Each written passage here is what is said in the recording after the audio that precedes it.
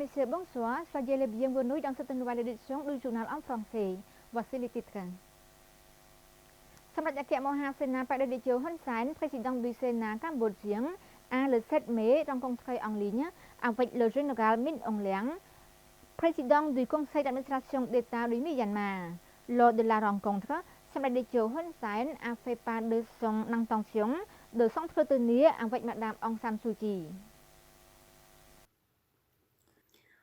Lors d'une réunion par visioconférence le matin du 7 mai avec le général Min Aung Hlaing, président du conseil d'administration d'État du Myanmar, Samdech Akhet Moha Sena Paraditio Hun Sen lui a de nouveau demandé d'envisager d'organiser une rencontre en ligne entre Madame Aung San Suu Kyi et lui dans le but d'échanger des salutations, car ils s'étaient collègues pendant de nombreuses années dans les affaires de l'ASEAN. Dans le même temps, le président du Sénat cambodgien a souligné l'importance de la mise en œuvre du consensus en 5 points et a exprimé l'espoir que ces progrès contribueraient au processus de paix au Myanmar. Samdech Hun Sen a également salué la décision du conseil d'administration d'État d'envoyer un représentant politique à la réunion à huis clos des ministres des Affaires étrangères de l'ASEAN en janvier dernier et a encouragé le Myanmar à continuer de nommer des représentants aux réunions clés de l'ASEAN.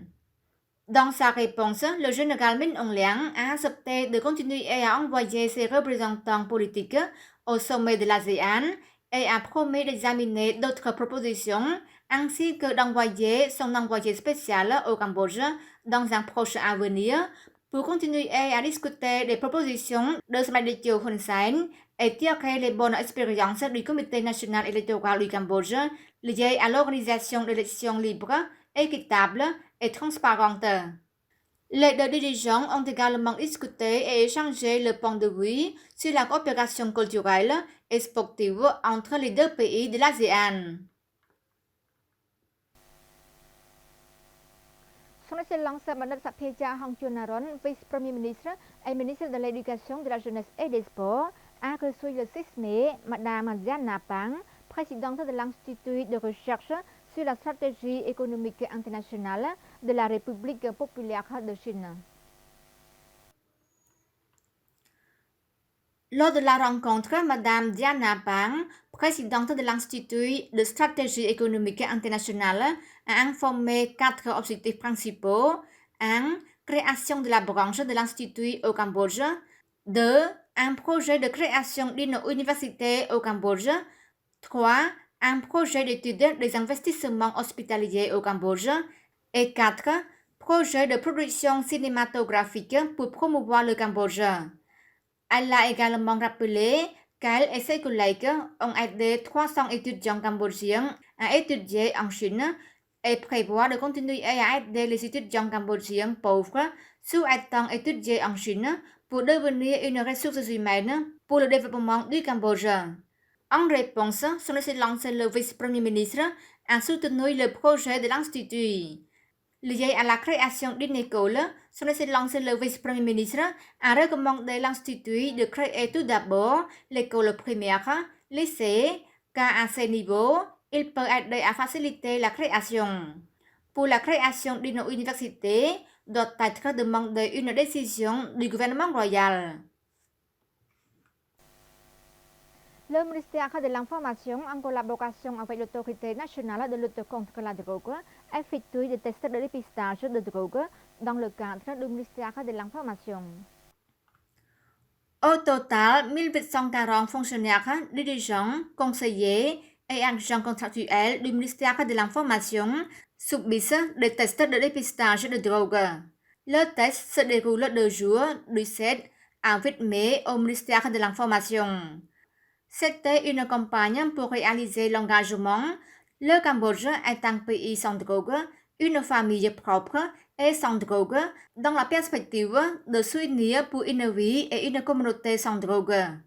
Son Excellence Senet Petra, ministre de l'Information, a déclaré que le travail de dépistage des drogues dans les rangs des fonctionnaires à tous les niveaux du ministère de l'Information a été effectué conformément à l'exécution de l'ordre numéro 1 de Senet Mohamed Thapdei Honmanet, Premier ministre, daté le 20 février 2024, portant sur l'introduction de mesures strictes en matière de lutte contre les drogues illégaux dans les ministères, institutions et administrations infranationales.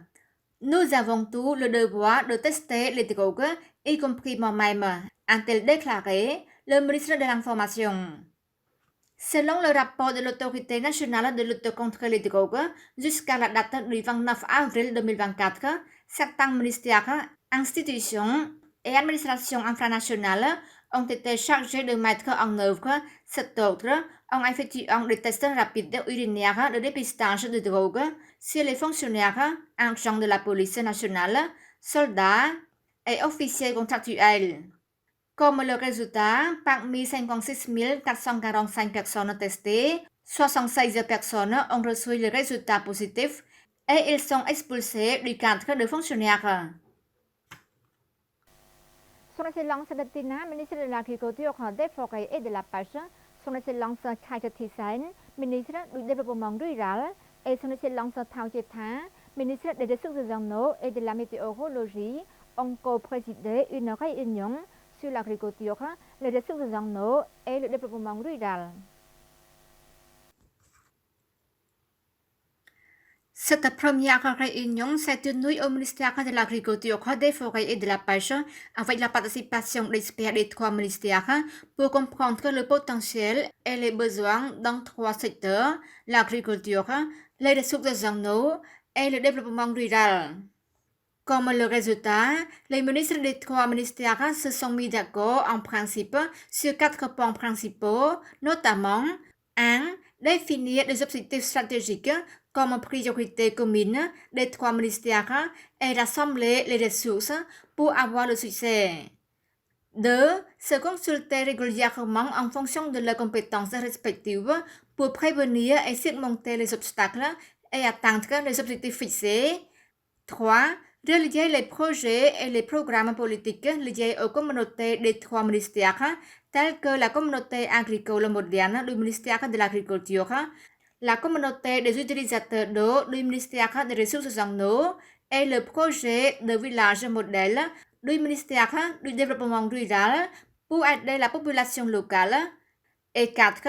Convenir en principe de créer un groupe de travail interministériel pour travailler ensemble de manière cohérente et établir un plan de réunion régulier tous les 3 mois à travers le projet de coopération entre les trois ministères sera contribué à améliorer le niveau de vie des agriculteurs dans les zones rurales avec l'efficacité.